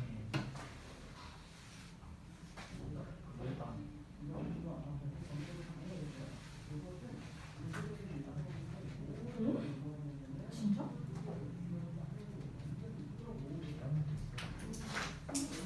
개야 얘기하면 나 피다 말도 안해. 할수 있지 뭐. 그래 맞아 헤어졌어. 오, 한 번인가? 걔랑 하겠다 다시. 잘 쳤으니까 아니 후딱 하고 하려고 했는데 생각보다 시간이 좀 걸리거든. 자 제일 중요한 게 이거니까 요것만 얼른 할게요. 자 봅시다. 어떻게 구분하냐면 일단 보통 이제 학생들이 이제 구분하는 게 해석을 이용해서 구분하는 게 보통 일반적이거든요. 이게 뭔가를 하는 거냐 되는 거냐 이런 식으로. 일단 해석에서 이제 이 포인트가 있거든요. 포인트. 요점이 뭐냐면 의미상 주어를 잘 찾아라. 이게 포인트입니다. 그러니까 해석을 이용해서 능동과 수동을 구분할 때 의미상 주어를 잘 찾아라가 핵심입니다. 자, 이게 무슨 말인지 잘 모를 수 있는데 무슨 말이냐면 여러분이 이 내용은 이미 다 알고 있어요. 능동은 하는 거고 수동은 되는 거다. 모르는 분 없잖아요. 그렇죠? 근데 중요한 게 뭐냐면 누가 하는 거고 누가 되는 건데 그 대상을 잘 찾는 게 중요하다는 거예요. 그래서 단순히 하다 되다를 해석하는 게 중요한 게 아니라 누가 하는 거고 누가 당하는 건지 그 누가를 찾는 게 중요하다는 거예요. 그래서 그 누가에 해당하는 게 바로 의미상 주어거든. 근데 이게 그 의미상 주어가 다 조금씩 다르거든요. 그래서 그거를 찾는 법을 알려드릴게요. 자, 일단은 일반적인 수동태는 생략하겠습니다. 일반적인 수동태는 주어, 비동사의 PP 이렇게 나오잖아. 그럼 얘 의미상 주어는 당연히 주어겠지. 됐어? 그러니까 이 부분은 생략하고 대부분 이제 준동사를 기준으로 제가 좀 설명을 드릴게요. 문장 구조나 이런 거. 자, 뭐 예를 들어서 만약에 이렇게 한번 해봅시다.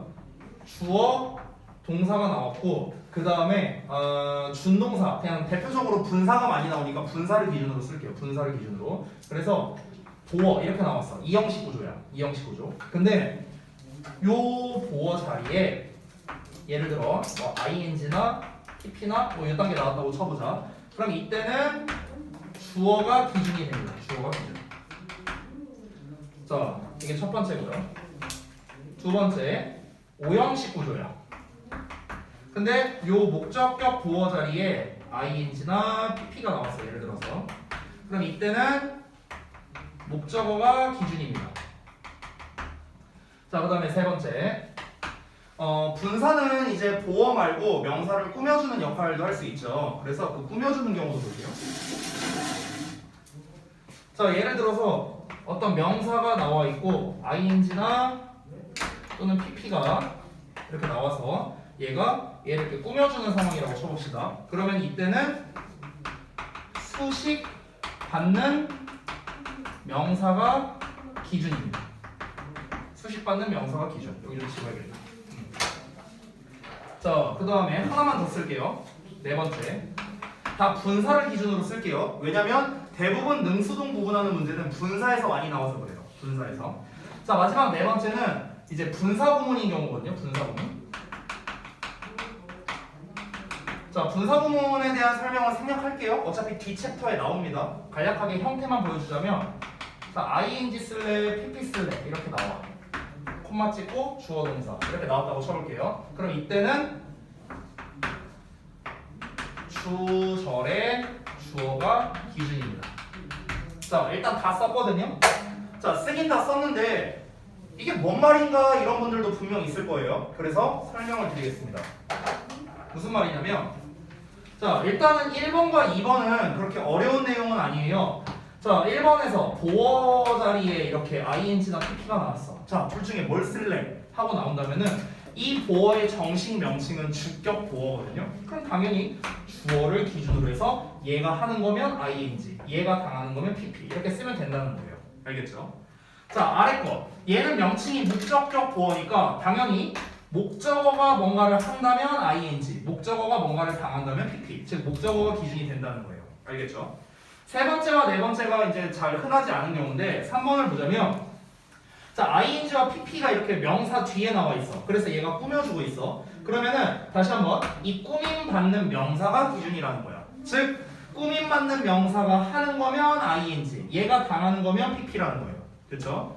마지막 네 번째 분사 구문의 경우인데 자, 분사 구문 같은 경우는 요 녀석이 기준이라고 했죠. 그래서 얘가 하는 거면 ing, 얘가 당하는 거면 pp 이렇게 쓰면 된다는 거예요. 되셨나요? 그래서 다시 한번 말합니다, 여러분. 해석으로 구분을 할 때 단순히 하냐 되냐만으로 구분하는 게 아니라 누가 하냐 누가 당하냐가 중요하고요. 각각 기준이 이렇게 다 다르다라는 거를 기억해 주시기 바랍니다. 별거 없어요. 자, 그 다음에 두 번째 아까 제가 말했다시피 어법을 기준으로 푸는 거를 좀 알려드리겠습니다. 이거는 아까 제가 데일리 테스트 할 때 살짝 얘기했었는데 다시 한번 정리를 해드릴 건데 일단은 제가 결론부터 쫙 써줄게요. 결론부터. 자, 아까 제가 말했던 건데 능동형 뒤에는 목적어가 나오는데요. 수동형 뒤에는 목적어가 안 나옵니다. 일단 이게 기본이거든요. 이게 일단 기본이야. 그런데 얘들아 반대의 경우도 있어요. 반대의 경우. 그러니까 반대의 경우는 뭐냐면 능동인데 뒤에 목적어가 안 나오고 거꾸로 수동인데 뒤에 목적어가 나오는 경우도 있어요. 이 반대의 경우도 있거든. 아니 씨 그럼 이거 뭐 어떻게 구분해야 돼? 이제 이런 문제가 생기겠죠. 그러면 아니 선생님 그러면 이게 뭐에 따라 이렇게 바뀌는 거예요? 그러니까 뭐에 따라 바뀌는 거냐면 문장의 형식에 따라 바뀌는 거거든요. 문장의 형식. 여러분 책에 25쪽 보면은요 1번 표에 3문형, 4문형, 5문형 해갖고 이렇게 표가 나와 있거든요. 즉 그 형식에 따라 달라진다는 거야. 자, 지금부터 쓰는 거는 이해를 돕기 위해 쓰는 거니까 여러분 필기하지 말고 그냥 잘 보세요. 무슨 말이냐? 자, 예를 들어 우리가 삼형식을 기준으로 한번 써보겠습니다. 삼형식을 수동태로 쓰면은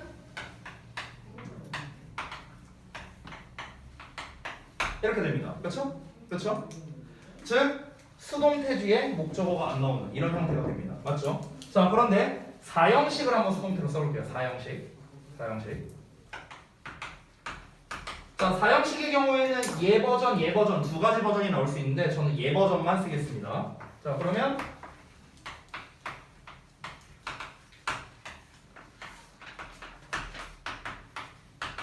이렇게 됩니다. 자, 그러면 어떻습니까? 수동태 뒤에 목적어가 나왔네요. 됐어? 그러면은 수동형인데 뒤에 목적어가 나온다는 건 결국 어떤 경우입니까? 사형식인 경우입니다. 사형식. 정확하게는 사형식 동사가 나온 경우겠죠. 됐어? 사형식 동사. 자, 수동태 뒤에 목적어가 안 나오는 경우는 아까 제가 썼었죠? 삼형식 경우입니다. 삼형식. 됐지? 자, 그럼 이제 나머지들도 봐야 될 텐데 이 나머지에 대한 설명, 특히 이 설명을 하기 위해서는 수동태라는 녀석의 기본 개념이 중요하거든요. 그래서 그 개념을 잠깐만 설명할게요. 잘 들어봐. 수동태라는 게 뭐냐라고 정의를 내리는 거는 이제 선생님들마다 굉장히 다른데요. 저는 이렇게 정의를 내립니다. 수동태는 뭐냐면 목적어 입장에서 서술하는 것. 저는 이렇게 정의를 하거든요. 이게 무슨 말이냐면은 예를 들어서 내가 혁준이를 팼어. 그럼 잘 봐봐. 여기에서 쌤이 한 행동은 때리다야. 그치? 그럼 이 때리다의 주체는 선생님이야. 그럼 내가 주어져. 그럼 때리는 거의 대상은 혁준이야. 그럼 혁준이는 목적어가 되는 거죠. 그러면은 지금 여기에서는 주어인 선생님 입장과 목적어인 혁준이 입장이 나오거든요. 그럼 주어인 선생님 입장에서 한번 말해볼게. 서술해볼게. 선생님이 혁준이를 팬다. 쌤 입장에서 말한 거지. 이게 뭐야? 능동태인 거야. 자, 당하는 혁준이 입장에서 말해볼게. 혁준이가 선생님한테 쳐맞는다. 이게 뭐가 되는 거야? 목적어 입장. 혁준이 입장에서 말한 거죠. 이게 수동태입니다. 됐어? 근데 여러분 잘 보세요. 능동태와 수동태라는 거는요. 결국 수동태라는 거는 당하는 사람 입장에서, 당하는 녀석 입장에서 서술하는 방식. 이게 이제 바로 수동태라는 거야. 근데 그 당하는 녀석이 영어 버전으로 말하면 뭐냐? 그게 목적어란 말이야. 목적어. 됐어? 그러면 여러분 잘 생각해봐. 우리 영어 문장의 형식에 총 5개의 형식이 있는데 1형식과 2형식은 목적어가 없죠? 그렇죠? 그러면 얘네들은 수동태를 쓸 수 있을까? 쓸 수 없습니다. 됐어? 1, 2형식은 수동태가 불가능하다는 거야. 왜? 대상이 없잖아. 목적어 입장에서 말하는 게 수동태인데 목적어가 없잖아. 그러니까 수동태가 안 되는 거야. 됐어? 근데 우리가 1, 2형식에 쓰이는 요 동사들 있죠. 동사. 이 동사를 뭐라고 부르냐면은 자동사라고 부르거든. 자동사. 얘를. 그래서 결론이 어떻게 되는 거냐? 자동사는 수동태가 안 된다. 이런 결론이 나오는 거예요. 됐어? 자, 그럼 다시 돌아와서 볼게. 능동형인데도 뒤에 목적어가 안 나오는 경우는 뭡니까? 요거 아니에요? 능동이잖아, 둘 다. 그치? 근데 뒤에 목적어가 안 나오네. 됐어요? 즉, 능동인데 목적어가 안 나온다는 거는 1, 2형식 동사에 해당되는 거예요. 됐지? 자, 능동인데 뒤에 목적어가 나오는 거는 그러면 나머지가 되겠죠. 3, 4, 5형식이 되겠죠. 자, 마지막으로 하나만 더 쓸게요. 수동형인데 뒤에 보어가 나오는 경우도 있습니다. 그럼 이건 당연히 몇 형식일까? 몇 형식일까? 어떤 거? 5형식이야. 5형식. 5형식 동사. 이것도 예시로 보여줄게. 어떻게? 5형식. 자, 수동태 만들어볼까? 주어 BPP. 얘 뒤로 가서 바이 목적격. 남는 거 뭐야? 이거지? 내려와서 보어. 됐어? 그럼 수동태 뒤에 보어 나왔네. 됐죠? 5형식인 경우입니다. 자, 그러면은 제가 방금 전에 말한 걸 한번 잘 보세요. 능동태는 1, 2, 3, 4, 5형식이 당연히 다 가능하겠죠? 근데 수동태는 뭐다? 3, 4, 5형식만 가능한 거야. 1, 2형식, 즉 자동사는 불가능합니다. 그래서 제가 쓴 걸 볼래요? 능동형은 1, 2, 3, 4, 5형식이 다 가능하죠? 근데 수동형은 3, 4, 5형식만 가능하다는 이런 결론이 나오게 됩니다. 됐죠? 자, 그러면은 일단은 이제 제가 설명은 드렸는데 시험에서 많이 나오는 거, 어법으로 많이 나오는 거는 여기 셋입니다. 이 세 개가 기출 빈도가 제일 높아요. 얘네 셋이 시험에 제일 잘 나옵니다. 얘네 셋. 수동 뒤에 목적어 나오는 경우는 어법에서 잘 안 나오고요. 수동 뒤에 보어 오는 경우는요. 이 능수동 문제로 내는 게 아니라 얘 갖다가 문제를 많이 냅니다. 그러니까 얘로 문제를 내는 게 아니라 얘로 문제를 내는 거야. 얘로. 보어 자리잖아. 그러니까 여기다가 예를 들면 이렇게 내는 거야. 여기다가 형용사 쓸래, 부사 쓸래 이렇게 문제를 내는 거야. 근데 부사는 보어 역할을 할 수 없잖아. 그러니까 여기다 형용사를 써야겠지. 됐어? 그러니까 이런 식으로 문제를 보통 출제하지 얘 갖다가는 잘 안 됩니다. 또는 서술형으로 좀 많이 출제합니다. 서술형. 얘 같은 경우는요. 그 주역부 1학년에서 이번에 서술형으로 나온 것 중에 이 오형식 수동태를 활용한 게 시험에 나왔었고요. 시험이 정말 어렵기로 소문난 안국고에서도 이게 이번 중간고사에서 시험에 나왔습니다. 그래서 대부분 영작으로서 좀 더 선호합니다. 어법 문제는 위에 3개로 잘 나와요. 됐죠? 자, 그럼 일단은 제가 능동과 수동을 구분하는 첫 번째와 두 번째를 알려줬는데, 자, 여기까지 들었음에도 불구하고 어떻게 하라는 거지? 잘 감이 안 올 수 있어요. 여러분 입장에서. 그래서 좀 더 구체적인 그 과정을 보여줄게요. 자, 어떻게 하면 되느냐?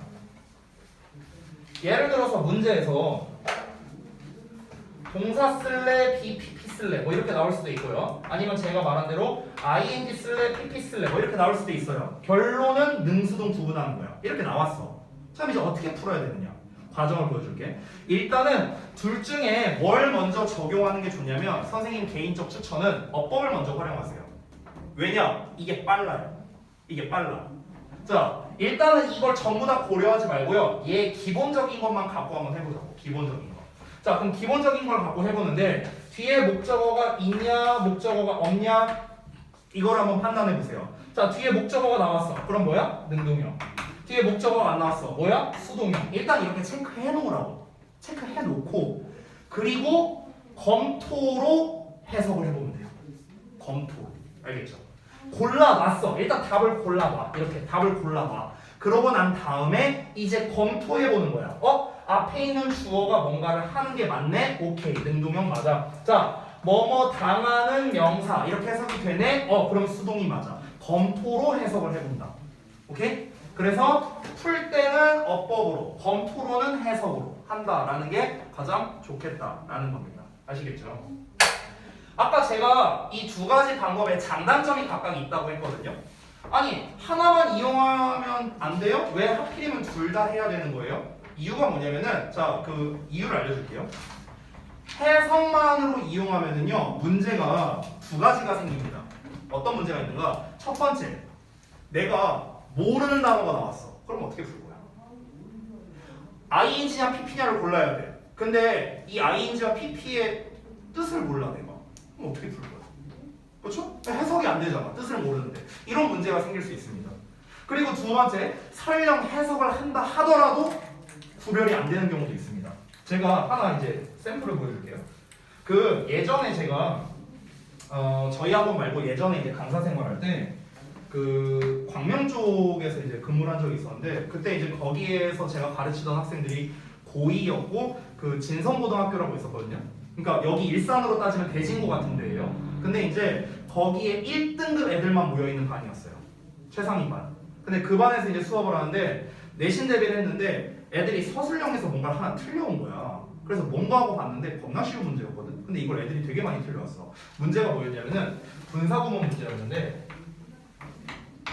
performing을 쓸래 아니면은 performed를 쓸래였거든. 문제가 이거였어. 문제가 이거였는데 분사구문이 이렇게 나왔어. 그럼 내가 아까 말했다시피 분사구문에서는 주어를 잘 보면 되겠죠. 주어, 그렇지? 근데 주어가 뭐라고 나왔냐면은 orchestra 이렇게 나왔어. orchestra 이렇게 나왔거든. 그러니까 애들이 헷갈린 거야. 오케스트라가 연주하는 건가?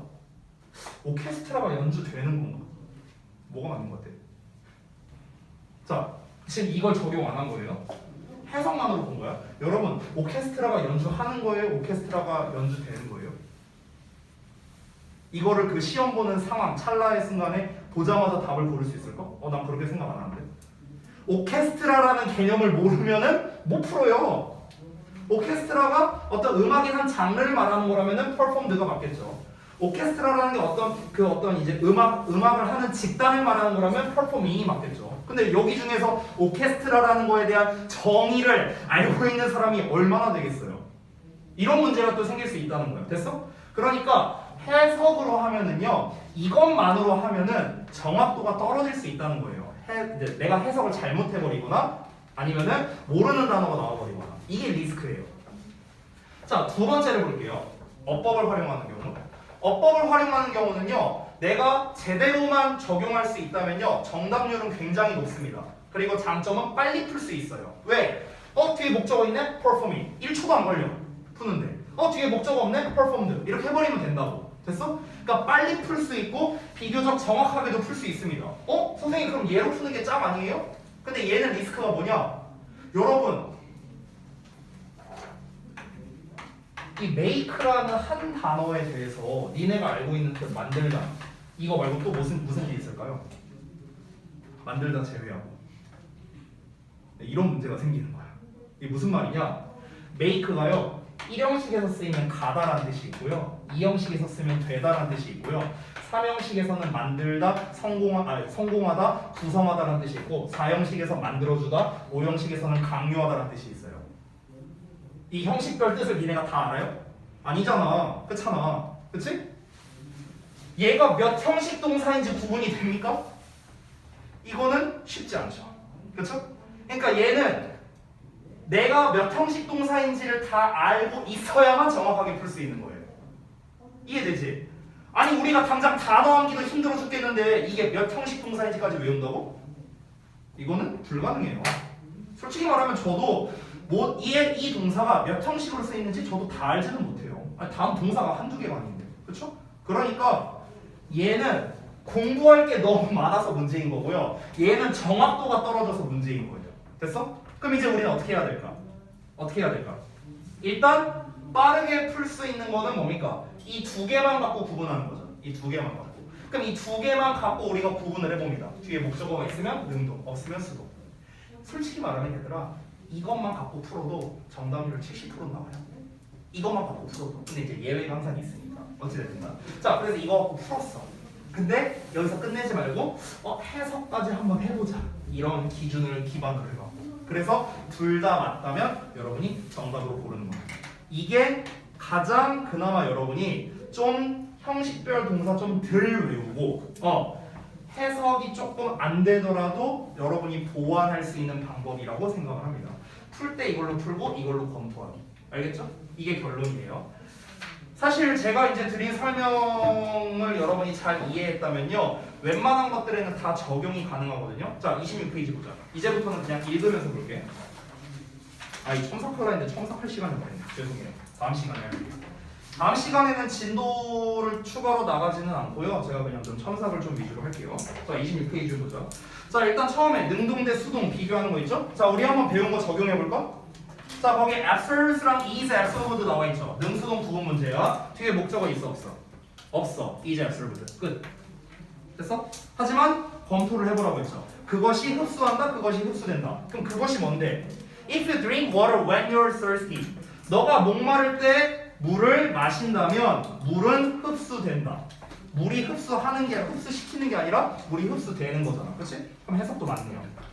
자, 두 번째 볼게. 복잡한 구문에서의 능수동? 이것도 다 필요 없어. 자, ate냐 was eaten이냐인데, ate는 동사형이고, 즉 능동태고, was eaten은 수동태죠.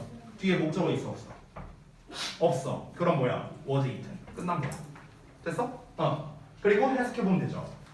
먹은 식물인지 먹혀진 식물인지. 됐어요? 먹혀진 식물이 맞겠죠. 그 다음에 세 번째. 얘는 조금 예외입니다. 이 3번만 예외라고 좀 써두세요. 예외. 감정을 나타내는 동사라고 나왔죠. 뭐가 예외냐면요, 이 3번은요 어법을 활용해서 못 풉니다. 3번은 이걸 못 풀어요. 이걸로. 그러니까 3번은 무조건 이걸로 풀어야 돼요. 해석으로만. 그래서 웃긴 게 뭔지 알아요? 시험에 잘 안 나옵니다. 잘 안 나와요. 시험에 잘 안 나오지만 일단은 한번 체크는 해볼게요. surprising, surprised거든요. 그러면은 얘는 앞에 있는 주어를 잘 봐야겠죠. 요거 여기 봐봐. newcomers가 주어거든. 지금 문장에서 동사가 are죠. 그 다음에 surprising, surprised가 보어네요. 됐어? 그러면은 기준이 뭡니까? 주어가 기준이라 했어요. 딴 거 다 버리세요. 주어가 누구야? newcomers야. 새로운 사람. 그럼 새로운 사람이 놀래키냐 놀라냐 이거거든요. 근데 솔직히 말하면 놀래킬 수도 있고 놀람을 당할 수도 있잖아. 그래서 뒷부분 해석이 살짝은 들어가야 돼. To see so many very rich people. 요것만 봐도 알 수 있어요. 너무나 많은 아주 부유한 사람들을 봤대요. 봐서 놀람을 당한 거겠죠. 그러니까 서프라이즈드가 맞는 거야. 됐어? 이렇게 풀면 됩니다. 자, 그러면은 빨리 푸는 걸로 한번 적용해 볼게요. 옆에 27페이지 같이 보자, 얘들아. 자, 27페이지에 1번 봐봐. 홀수 번호만 볼게, 쌤이 홀수 번호만. 1번 같이 보자. saved와 being saved거든? 그러면은 saved는 능동, being saved는 수동이겠지. 자, 뒤에 목적어 있어, 없어? 있어, 없어? 있어, 없어? 이씨 말들이 없어, 자스가. 있어요, 없어요? 있어. 더 lives 있잖아. 됐어? 그러면 뭐야? 능동, saved. 끝났어. 됐어? 해석은 물론 해봐야겠죠? 자, 그러면 요 문장 한번 해석해보자. 혁준이 한번 해석해봐, 1번. 1941년대 발견이 되었고 유니세프요? 유니세프는 그 많은 아이들의 삶을 지키고 있다. 오케이. 자, 여기서 이제 약간만 수정할게, 해석을요. 파운데이션은 설립이란 뜻이에요. 설립. 그리고 since는 이래로란 뜻이죠. 그래서 1946년에 그것의 설립 이래로 됐어? 그것의 설립 이래로 유니세프는 많은 아이들의 삶을 구해오고 있다. 됐죠? 이렇게 해석하면 되겠죠. 자, 그러면 유니세프가 많은 목숨을 구하는 거잖아. 하는 거니까 능동형 saved가 맞습니다. 자, 그 다음에 3번 볼게, 얘들아. 2번 건너뛰고. offered는 능동, being offered는 수동이죠. 그렇죠? 자, 여기가 조금 어려운 문제야. 잘 봐. 뒤를 보면 a new medical treatment라는 목적어가 나와 있거든. 그렇지? 목적어 나와 있으면 능동이잖아. 근데 수동이에요, 답이. 왜 그런 줄 알아? 이게 바로 요거. 수동 뒤에 목적. 사형식 동사. 그래서 내가 말했잖아. 이것만으로 풀면 안 된다니까.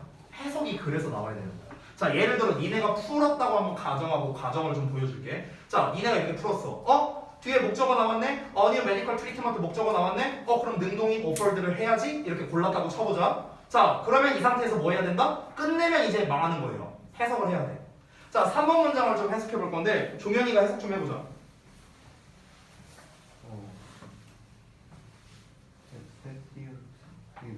페이션츠, 환자요. 네?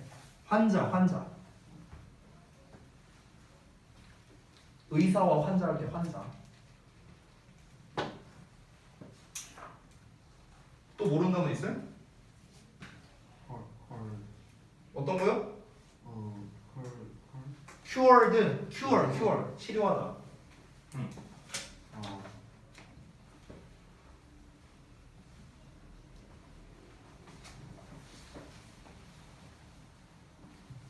왜 어려운 거 없는디? 구문독해부터 해야 될 것 같은데 지금 여러분들 아니 이게 해석이 안 되면 구문독해부터 해야 될 것 같아. 어법 할 때가 아닌데 지금? 어떤 거요? offer? offer는 제공하다. 안 들려 하나도. 원래 수업 시간 가잖아.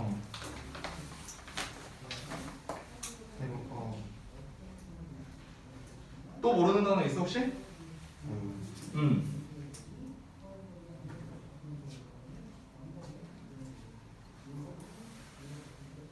남자들이 원하는 치료법은 아헤이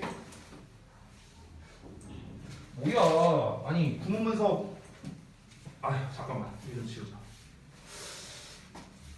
지금 전혀 구문에 맞게끔 해석을 안 하고 있는데 아니 뭐가 환자들이 원하는 치료법이요? 아니 저기 뭐야 그 지금 큰일 났네. The patient가 주어 아니야? The patient가 주어잖아. The patient.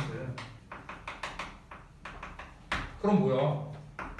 환자들은 으로 시작해야지. 됐어? 그 다음에 후 나왔잖아. 후 관계대명사잖아. 이렇게 나왔잖아 지금. 그럼 얘가 이렇게 꾸며주는 걸 거 아니야. 그럼 뭐야? 원하 는으로 해석해야죠. 뭘 원하는 거야? to be cured. 치료. 야 BPP잖아. BPP. 이게 치료하는 거야? 치료되는 거겠죠. 치료되기를. 됐어? 자 그래서 치료되기를 원하는 환자들은 됐어? 여기까지 해석됐어? 환자들이 have offered로 먼저 해석해볼게. offered로 제공해왔대요. 제공해왔다.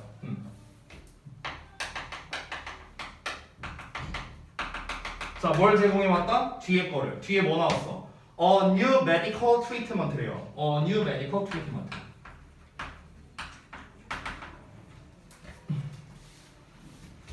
medical treatment. 새로운 의료적 치료법을. 야 여기까지만 해석해볼게. 뒤에 건 필요 없으니까. 환자들이 치료법을 제공해요? 환자가 치료법을 제공합니까? 말이 안 되잖아. 환자는 치료법을 제공받아야겠지. 됐어? 뒤에 목적어 나왔으니까 능동형 써야 되겠네 했다가 해석해보니까 안 맞죠. 그러니까 수정해야죠. 이걸로. 됐어요? 그래서 being offered가 맞는 거예요. 제가 말했다시피 어법만을 적용해서 풀려고 하면 이런 문제가 생깁니다. 그렇기 때문에 여러분 우리가 지금 배우는 건 문법이 아니에요. 어법입니다. 어법이라는 건 뭐냐면 우리가 알고 있는 문법적 지식을 기반으로 해서 해석을 해야 돼요. 그래야만 풀립니다. 고등학교 어법은요 그냥 풀리는 것들은 잘 없어요. 다 해석을 기반으로 해야 됩니다. 대부분. 알겠죠? 그래서 제가 그 해석, 우리 데일리 테스트에도 해석이나 구문 분석이나 이런 테스트를 낸 거예요. 아시겠죠? 자, 그러면 이제 이런 식으로 해갖고 그 능수동 같은 경우는 지금 여러분이 지금 저랑 몇 문제 간략하게 풀어봐서 알겠지만 해석이 굉장히 중요한 파트거든요. 그래서 숙제를 하실 때 반드시 해석 부분을 좀 여러분이 해와 주실 필요가 있겠습니다. 자, 그러면은 숙제 말씀드리고 수업 마치도록 하겠습니다. 오늘이 화요일이죠?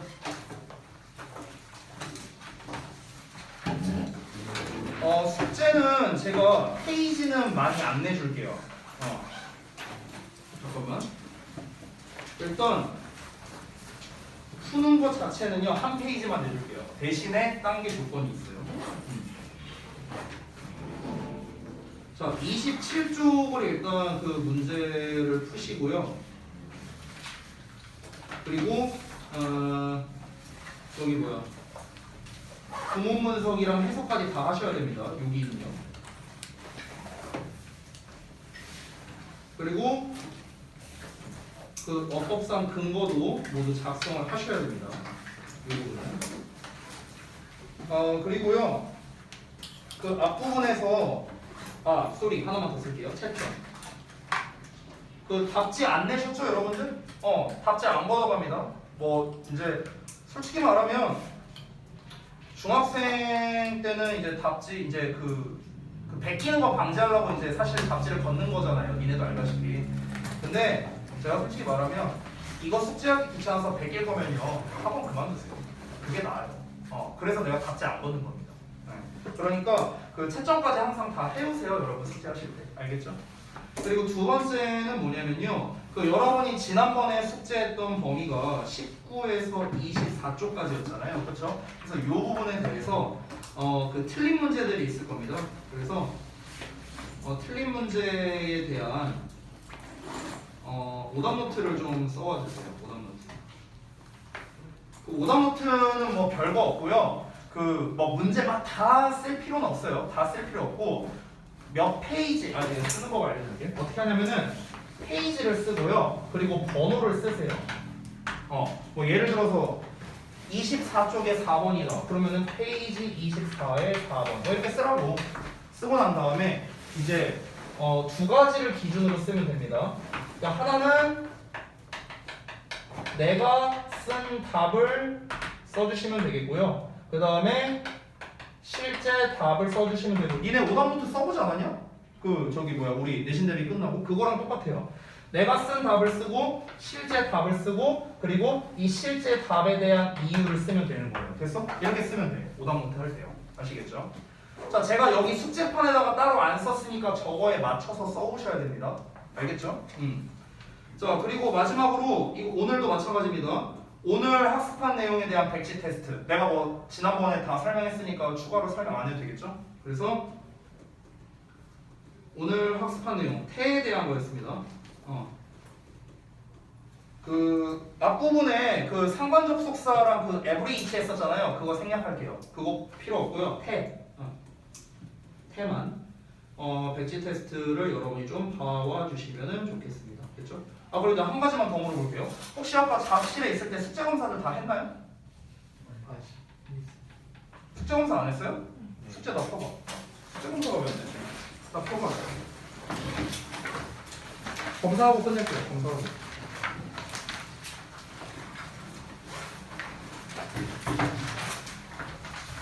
책도 펴야 되지 않을까 선나?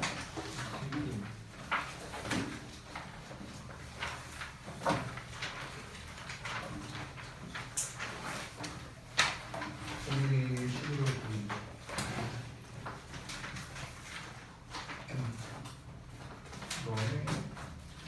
자, 채점 안 된 거는 채점 해와야 된다. 알았지? 19, 21 해석이랑 구문문. 22, 23 오케이.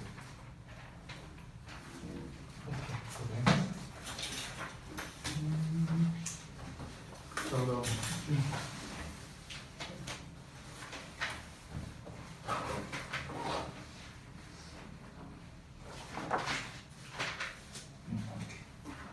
그다음 어디다 해봤어? 이거야?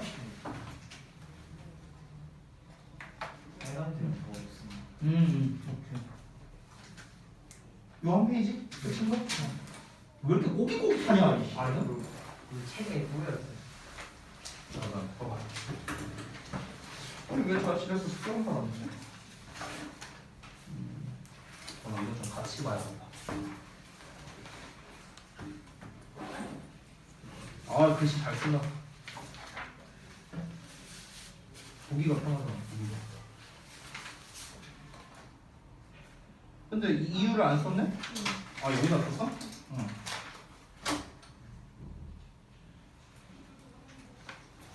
이 정도면 거의 완벽한 J형 스타일인데. 응? MBTI J형 스타일인데. P형이 이렇게 쓸 리가 없어. 이건 뭐야? 19번? 19번이 뭐지? 이건 뭐야? 1번. 19 어디 있어? 그걸 나한테 여기. 19가 어디서 나한테 물어보고 어떡하냐 자수가.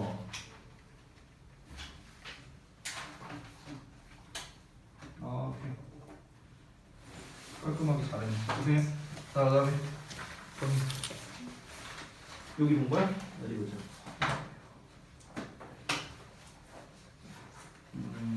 뒷장. 또 친절하게 뒷장 또 써줬네.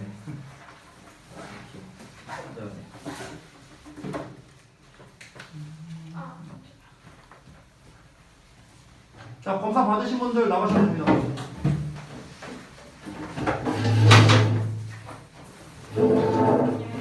아 고생했어. 채점도 꼭 해봐야 돼. 알았지? 저 오늘 혹시 학생회 그 회의가 있거든요.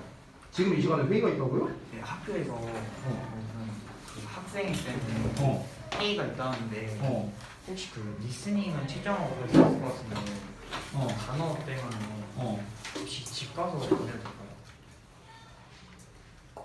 알았어. 그렇게. 그러면 단어는 지금 채점해서 쌤한테 검사 받을게요.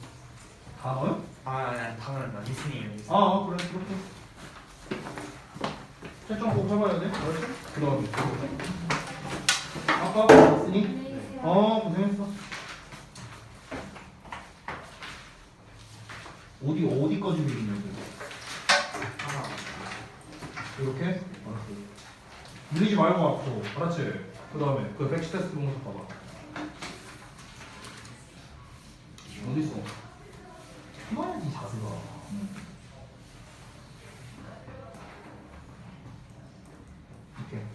자, 아이고, 이걸 안 껐네.